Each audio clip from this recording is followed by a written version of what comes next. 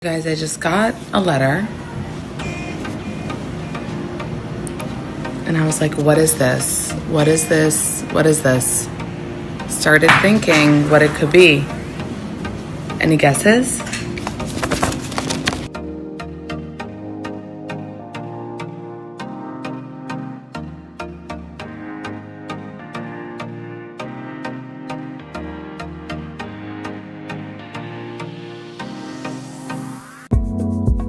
Hi, I'm Anita of My Chicken Eye Podcast, and welcome to the channel. So, what you just saw there was Amanda Hirsh from Not Skinny But Not Fat podcast, and she had made a post earlier.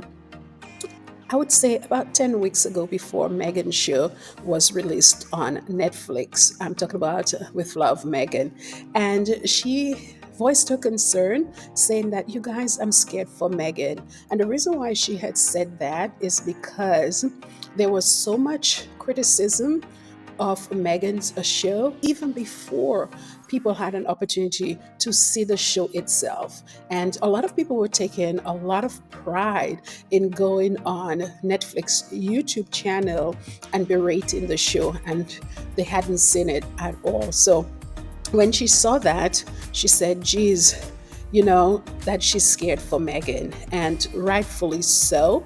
And the good news is that Meghan responded to her, and she posted the response that Meghan sent her in her beautiful cursive or calligraphy handwriting that Meghan always does. And here it says, here we have the date, March 2025, and it says, there, Amanda, I heard you were feeling scared. Don't be. This is the fun part. Let's enjoy it, okay? As ever, Meghan. Yes, absolutely, because Meghan is not listening to the noise about her. She's living her best life. And while she's doing that, she is laughing all the way to the bank, because guess what?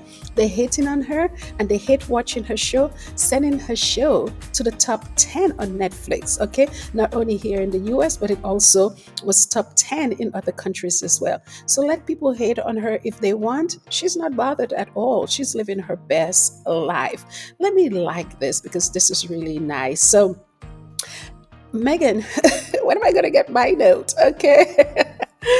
Oh my goodness. So she was so excited, according to People Magazine. Let's look at People Magazine and let us look at. So they apparently, it seems like People Magazine had spoken to Amanda, and let us see what they said here in People Magazine. I think there was a little bit of what she said. Yes, she said here that she was going to be a fan for life. And then she said, like, obviously, she's framing this beautiful calligraphy note, of course, And then she's also said she was beyond shook, beyond spiraling. And she said, yes, she smelled the paper, okay? And she said, do I want my own monogram? And then her response was yes. And she said, I'm absolutely flabbergasted and obsessed. And she said a profanity here. She said, F yes. Okay, so Meghan responded, okay? Putting Amanda at ease. Let's just enjoy what is happening. Let's not worry about the noise, okay?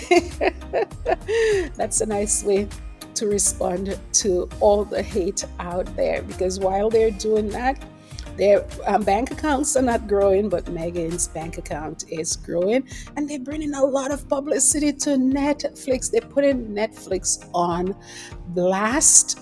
Everybody is like, what? What is Netflix? And guess what? They go and get a subscription. So they're helping Ted Sarandon, okay, whatever his name is, the CEO of Netflix, they're helping him to, gain subscribers, okay, via Meghan, of course. And that's the reason why he is standing by Meghan and defending her and seeing what a cultural phenomena that Meghan is. So, yes, thank you, Meghan, for sending this out and for us to be able to look at your beautiful handwriting and so on.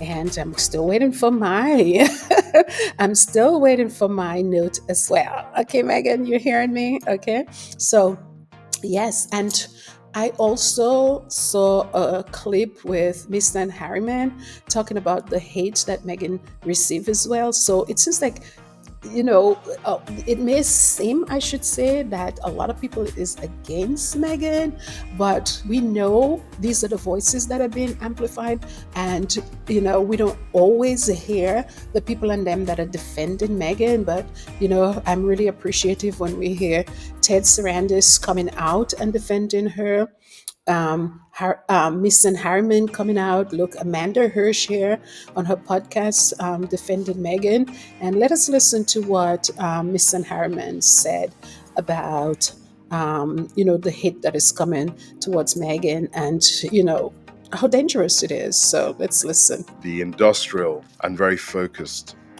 hate machine that I've experienced myself due to my proximity to both Harry and Meghan has been extraordinary. And what I would say is that, one day, her children will be adults and it'll be impossible to protect them, right? From the ledger, and it is a ledger of hate that mainly the British media has been responsible for.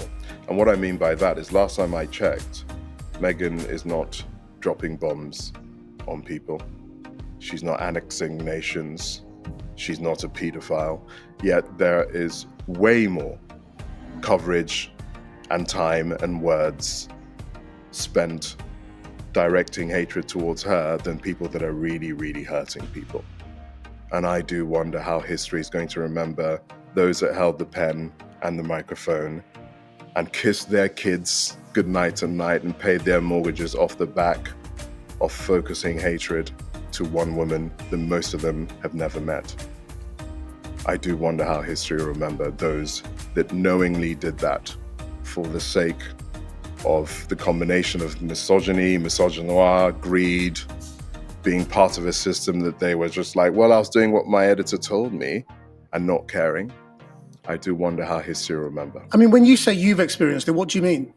Because I've had people send me DMs saying, unspeakable things that they would want to do to her children, her husband, myself, unspeakable things. And you have to ask yourself, how did we get here? If you don't like her, that's fine. If you don't like the things she puts out, The TV show. write an article saying you don't like it. But 24 hours focused hatred on this one woman, this mother, this human being, this soul, it's unforgivable.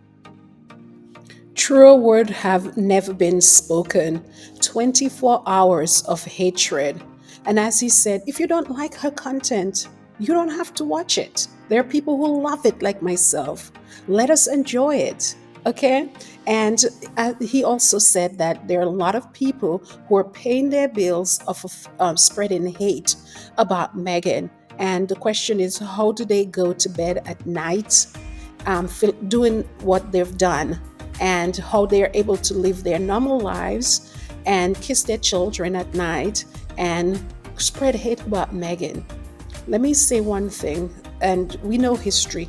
These people, they have no conscience. Let us not even act like they have conscience. Let us not even ask if they have conscience. They don't. They're evil. They're sleeping well. Okay? So we know how things have happened in this country, and these people never looked back at not even 1 second about the hurt and the damage that they have caused.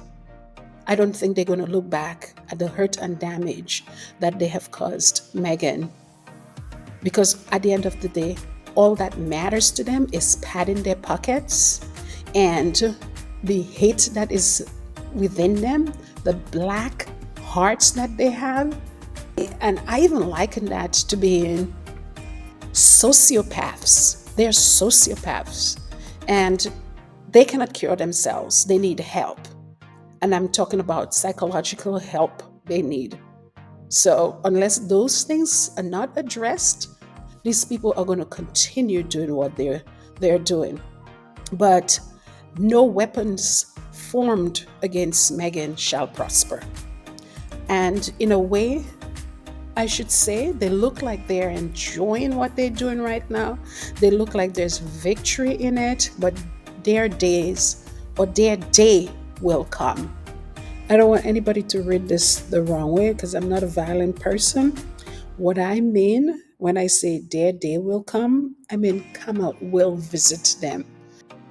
And if it doesn't happen to them, they are building up generational curse. That's why I try to live a decent life every day, because what I do in my life, I don't want it to affect my children. And they're not thinking about the future. They're only thinking about the present right now. Shame on these people. Thank you, Misan, once again for standing up for Meghan. Okay, guys, I'm on my lunch and I'm doing this podcast, so I won't be editing out, my stumbles in my thoughts. Okay, bear with me. Anyways, I want to end this on a good note. I want to go to Meghan's personal Instagram account, as well as ever her official business account. So let's go there and look at what she has posted.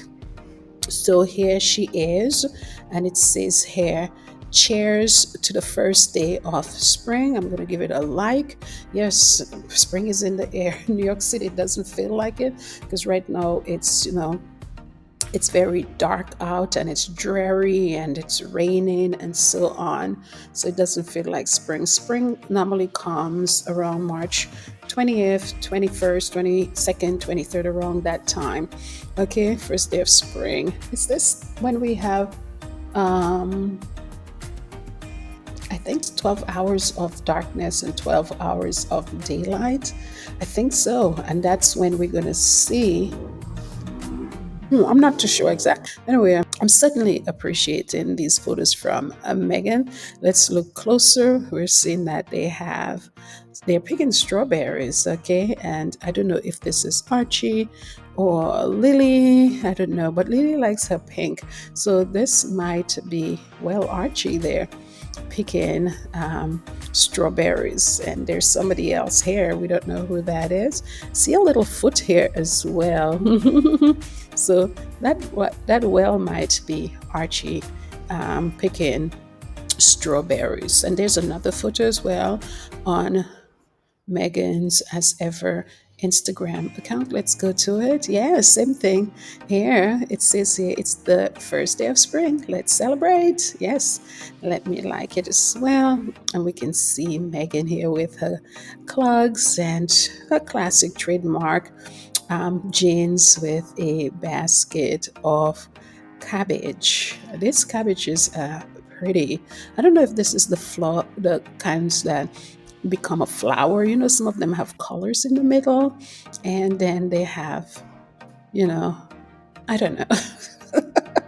I'll be learning, okay? Or it might not even be cabbage. Who knows? I don't know. But anyways, it's pretty. This is a lovely picture. And that's what we expect with Meghan's brand, as ever. Okay, so guys, that's all for now. Let me know what you think in the comments. I'm on my lunch right now, and I'm just making sure that I stay current with the stories that are coming out of our Duchess and her family. Take care, and I will see you on the next one. Bye.